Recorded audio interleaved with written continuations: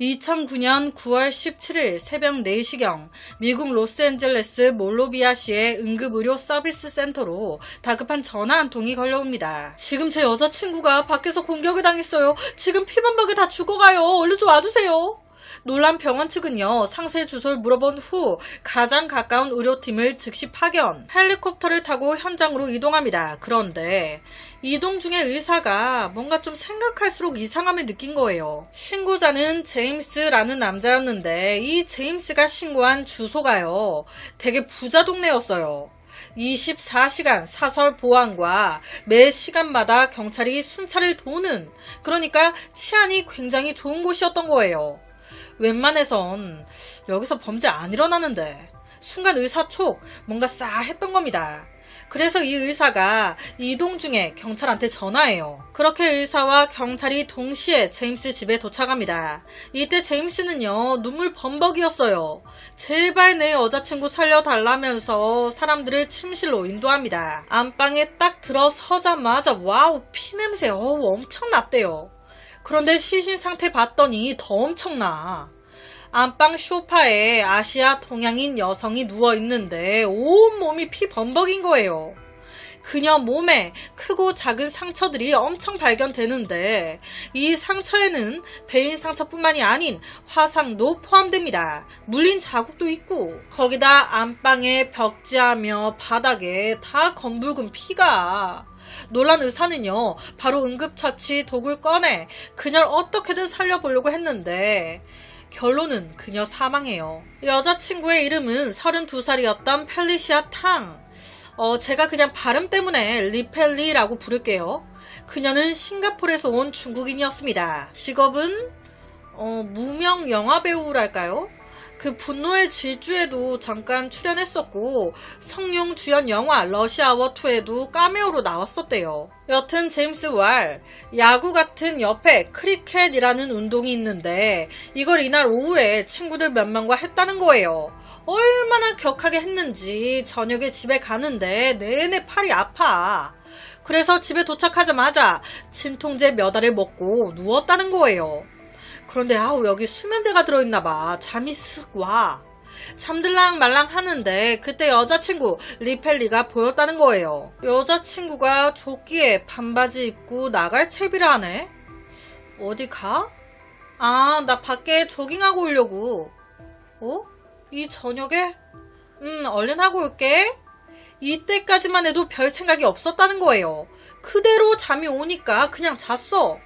그런데 얼마나 잤을까, 막 주위가 시끄러워가지고 잠에서 쓱 깼더니 웬걸 여자친구가 피범벅이 돼가지고 옆에서 끙끙대고 있어. 너무 놀래가지고 뭐야 왜 그래? 밖에서 조깅하다가 괴한들한테 습격당했어. 이 말에 너무 놀래서 그녀를 우선 안방 소파에 앉혀놓고 이제 긴급치료 키트를 꺼냈다는 거예요. 나오는 피를 멈춰보려고 진짜 막 별짓을 다 했는데 이게 뭐 답이 없어. 그래서 긴급 병원에 전화했던 겁니다. 제임스 이야기를 들은 경찰은요, 실제 현장에서 그가 피 흘리는 그녀 몸을 닦았다는 그 옷을 봤어요. 그런데 좀 이상한 거예요. 옷이 찢어져가지고 망가져 있는데 지 말로는 닦으면서 옷이 찢어진 거라 하는데 이건 닦으면서 옷이 찢어진 게 아니야.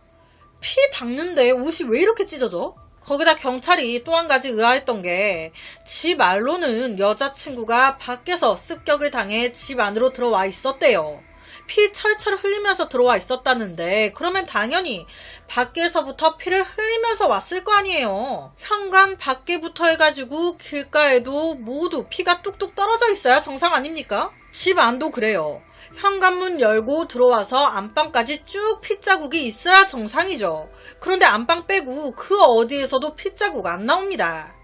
거기다 길거리에서 폭행을 당했다고 하니 바로 이 부자 동네의 크고 작은 도로의 CCTV 다 회수 확인해요. 그런데 아무런 사고 장면도 없고 수상한 사람들도 안 보이고, 심지어 이 피해자가 길거리를 돌아다니는 장면조차도 나오지 않아요. 조깅하러 나갔다가 이렇게 됐다며 조깅하는 모습도 없는 거예요. 거기다 당시 리펠리 몸에 무려 320개의 크고 작은 상처가 발견됐어요. 320개. 밖에서 공격을 당했다면 한두 번 칼에 찔렸을 때 즉시 도망가거나 도움을 요청했어야 합니다. 그게 정상이에요. 그런데 이 여자는 몸에 320여 개의 상처가 남아 있었단 말이에요. 그럼 그때까지 320여 개의 상처가 내 몸에 박힐 때까지 그냥 가만히 있었다는 거야? 가만히 있다가 피도 안 흘리고 집안 안방까지 뭐 어떻게 날라왔어? 하나같이 제임스의 말과 안 맞죠. 경찰은 바로 이 제임스 지가 죽여놓고 자작극을 하고 있구나. 바로 이때 벽에 걸린 한 그림이 경찰 눈에 들어옵니다. 새까만 천사 그림. 그런데 이 천사의 얼굴 표정이 보통 천사 같지 않아요. 포악함과 광기가 보이죠. 경찰은요, 이 그림 속에서 이상한 기호를 또 발견합니다. 바로 이건데요. 이게요, 로스앤젤레스의 유명한 BDSM 동호인 단체 기호라고 해요. 제가 BDSM? 이게 뭔지 몰라가지고 찾아봤거든요. 이게 약간 성도착증 같은 가학적인 막 고통을 주면서 쾌감을 느끼는 막 그런 사람들이 있잖아요. 잘은 모르겠는데 약간 그런 그 노예와 주인 같기도 하고 약간 비정상적인 그런 집단인 거예요. 다크 엔젤 클럽. 이 기호를 딱 확인하자마자 경찰 촉이 왔대요. 아, 이거 생각보다 더 복잡할 수 있겠다. 바로 제임스한테 캐물었습니다. 대놓고 물어봤어요. 솔직히 얘기하세요. 그날 무슨 일이 있었던 거예요? 왜 저 다크 엔젤 클럽에 가입한 거예요? 저거 언제 가입했어요? 그런데 이 물음에 대해 그는요, 딱 입을 닫아버립니다. 그러니 어째요? 신문을 보류할 수밖에. 경찰은요, 사망한 피해자 리펠리에 대해 파기 시작해요. 그녀는요, 1977년 싱가포르의 한 가톨릭 집안에서 태어났습니다. 부모님이 엄청 엄했대요. 여자는 항상 몸이 깨끗해야 하고 자존심을 지키라고. 그래서 여학교를 내내 다녔고요. 남자친구 절대 안 된다. 나중에는 나쁜 사회의 영향을 받지 않도록 호주로 보내요. 거기에 한 교회 학교에서 2년 동안 공부하게끔. 그리고 그녀가 13살이 됐을 때 아버지 사업 문제로 모두 로스앤젤레스로 이주하게 됩니다. 여기 LA에서 그녀는 중고등학교를 졸업, 대학을 가게 되죠. 보시면 몸매가 정말 좋아요. 그리고 이 서양인들이 이런 동양적인 얼굴 되게 좋아한다고 하죠. 인기 정말 많았었대요. 하지만 보수적인 부모님 밑에서 자랐잖아요. 생각도 보수적인 거예요.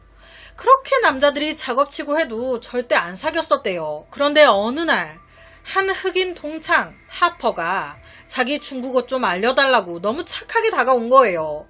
그렇게 둘은 연락처를 주고받게 됐고 자연스럽게 하퍼는 그녀의 첫 남자친구가 됐습니다. 그런데 사귄 직후 바로 알게 됐어요. 이 새끼 이거 그냥 나 꼬시려고 가면 쓴 거였어. 이놈 마약하고 술 마시고 여자까지 때리는 놈이야. 날 때리다 못해 강제로 강간하고 그러고 나선 돈이 없대. 돈 달래. 내가 돈이 어딨어. 나도 학생인데. 그랬더니 하는 소리가 없으면 돈 벌어와 이 삐삐삐 같은 년아. 뺨을. 그리고 목덜미를 콱 잡고 협박하는 거예요. 나가서 창녀짓이라도 해. 그렇게 반강제로 서구의 콜걸로 보내졌대요. 그러니까 이게 무슨 말이냐. 서구 지역에 유명한 창녀촌이 있는데 거기 아가씨로 남자친구 하퍼가 성매매 손님을 받아오면 가서 몸대주고 그렇게 번 돈 다 남자친구 하퍼한테 그렇게 산 거예요. 무려 2년을. 여기서 이런 생각이 드실 수 있어요. 아니 도망가면 됐잖아. 그런데 자기랑 관계하러 온 놈들한테 이 얘기를 할 거예요. 이거 누구한테 할 거예요? 도망가려고 했죠. 그런데 이 하퍼놈이 딱 모텔 그 모텔 방 앞에 서가지고 기다리고 있는 거예요. 출근 퇴근 다 이놈이 해주는 겁니다. 그런데 2년 만에 하퍼의 감옥에서 벗어나긴 해요. 어떻게? 한 남자 감독을 알게 된 거예요. 그 감독한테 도움을 요청, 그 남자 덕에 빠져나오게 되고 그 감독과 사귀게까지 되는데 문제는 이 감독 남자가 성인 영화 감독이야. 어우, 리펠리 몸매가 좋거든. 내가 성인 영화 하나 찍을 건데 거기에 출연할 생각 없어? 그녀는요 바로 허락합니다. 이때부터 이런 쪽으로 빠진 거예요. 후에 그녀는요 결혼도 한번 해요. 하지만 가정주부 생활에 익숙해지지 않아. 나랑 안 맞아. 얼마 지나지 않아 그녀는 다시 예전 직장으로 돌아갔습니다. 예전 직장 어디였겠어요? 몸 대주는 것만큼 쉽게 돈 버는 일 없거든. 다시 창녀 일을. 그런데 그것도 남편 몰래 하다가 걸린 거예요. 그렇게 이혼 당한 겁니다. 이혼 당하고 보니 내 나이가 벌써 이렇게 됐네. 어리지가 않아. 이때 그녀는요, 돈 많은 놈 하나 잡아 시집 가야겠다 이 마음이었대요. 그래서 사교계 댄스 파티에 자주 참석하기 시작합니다. 거기서 만나게 된 거예요. 누굴? 당시 45세였던 제임스를. 제임스는 그녀가 딱 원하는 남자였습니다. 얼굴도 잘생겨, 돈도 많아, 거기다 많이 배웠어. 그런데 이 남자도 내가 좋대. 둘은요, 뜨거운 밤을 보낸 뒤 연인 사이가 되고요. 바로 제임스는 리펠리한테 짐 싸가지고 자신의 호화로운 빌라로 들어오라고 해요. 그녀는요, 진짜 인생의 동반자를 만났다고 생각했습니다. 그래서 바로 다음날 너무 행복하게 이사했죠. 그게 불행의 시작인지도 모르고 말이죠. 자, 지금부터는 경찰의 추정입니다. 여기서 놀라운 게 뭔지 아세요? 이 제임스, 말투도 점잖고 성격도 좋아. 더구나 신학대학을 나온 목사였습니다. 그래서 그 누구도 상상하지 못했죠. 이런 목사님이 BDSM 매니아일 줄, 각 성관계 매니아일 줄. 제임스가 먼저 리펠리에게 접근, 집으로 들인 이유는요, 이것 때문이었습니다. 내가 뭐에서 흥분을 느끼냐. 완벽한 무언가를 파괴할 때 미쳐버리겠어. 당신 몸매가 최고네. 내가 내 손으로 당신의 그 완벽한 몸매를 다 망가뜨리고 싶어. 리펠리는요, 제임스와 함께 지낸 지 며칠 만에 그의 변태적인 습관을 알게 됐습니다. 이 남자 우선 성관계를 할 때마다 저속한 말들을 막 욕을 엄청 하면서 관계에 막 나를 되게 쓰레기 취급하는 막 말을 하면서 하다 보면 막 좀 짜증나. 그런데 이 정도는 뭐 참을만 했어요. 하지만 이게 시작이었죠. 점점 제임스의 행동이 심해지는 거예요. 나중에는 관계를 하면서 리펠리 몸에 멍이 들어가기 시작합니다. 때리면서 하는 거예요. 고문하면서. 그 고문이 심해지고 심해진 그때서야 그녀는 깨달았습니다. 이 새끼 미친놈이다. 날 죽일 수도 있겠다. 이놈한테서 도망쳐야 한다. 그래서 그녀는 여러 번 헤어지자고 했어요. 하지만 이런 일이 일어날 때마다 제임스 야, 너 돈 좋아하잖아. 이 정도 돈 줄게. 참아. 돈 부족해? 더 줘? 와, 여기서 리펠리 오케이 해요. 엄청난 액수의 돈을 준다 하니 고문 다 참습니다. 그러니까 그 고문의 수위도 점점 심해지는 거예요. 이제는 100달러, 억 달러를 준다고 해도 이거는 못 참겠어. 그러니까 다 필요 없다. 나 갈란다. 된 거예요. 그런데 보내주겠습니까? 너는 내 장난감인데? 그 호화로운 빌라에 리펠리를 감금시킵니다. 마음대로 이걸로 찔러보고 관계하면서 불로 지져보고 괴로워하는 거 보고 막 더 좋아하고 목 졸라가지고 반실신도 시켜보고 무슨 인체 실험하듯이 그렇게 1년 반을 고문받으면서 지내요. 그러다 제임스는 느꼈습니다. 점점 이 여자의 리액션이 시원찮아. 그랬겠죠. 내 몸이 망신창이가 돼가는데 리액션이 좋았겠습니까? 그래서 이때 이놈이 마약을 가지고 온 거예요. 엄청 투약시키고 하는 겁니다. 고문시키고 막 웃으라고 막 때리고 마약 투약시키고 가지고 노니까 얘가 해벌레 해가지고 내가 못으로 몸을 찔러버려도 막 웃어. 좋대. 조금만 해줘도 좋다고 실실거리고 그래서 300번이나 넘게 찌르고 물고 불로 지져버리고 한 거예요. 그녀는요, 이때 마약을 얼마나 맞았는지 이때 전혀 고통을 느끼지 못했습니다. 제정신이 아니었겠죠. 하지만 이 마약이 계속 지속되진 않잖아요. 시간이 지나가면서 마약 효과가 사라지기 시작. 그때서야 엄청난 고통이 몰려오기 시작한 거예요. 그대로 사망한 겁니다. 그 제임스는 너무 당황했어요. 죽은 건 처음이야. 어떡하지? 그래서 나름 잔머리 쓴다고 여자친구가 밖에서 공격당했다고 도와달라고 병원에 전화했던 거예요. 야, 제임스, 우리 추정이 맞지? 너 이렇게 된 거지? 이런 경찰 추론을 들은 그는요, 그냥 웃습니다. 그리곤 한다는 소리가 고문한 적 없어요. 뭐 솔직히 때린 적은 있습니다. 뭐 뺨 한 대 정도? 남녀 사이 싸우다 그 정도는 있을 수 있잖아요.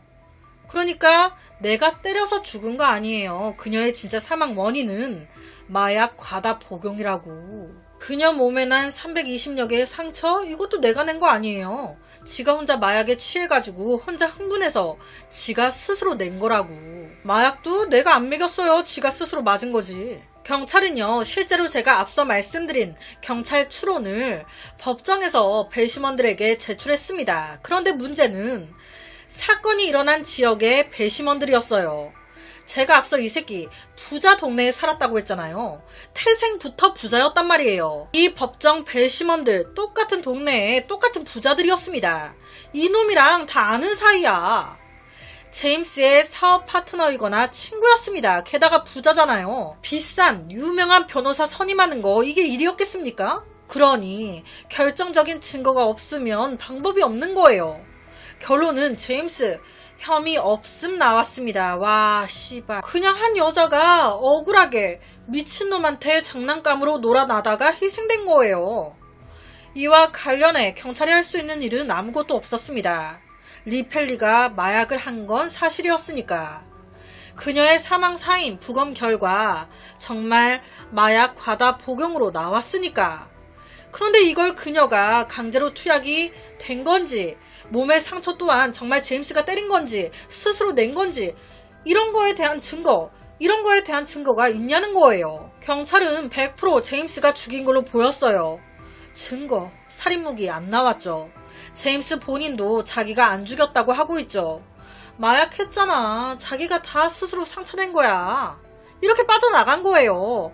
한숨을 쉬지 않을 수가 없습니다. 와, 이 사건 이게 끝이에요. 무죄. 와, 정말 돈이면 다 되는 걸까요? 그래서 오늘은 320군데의 상처를 입고 사람이 죽었는데 죽인 사람은 없는 기가 막힌 사건을 가지고 왔습니다.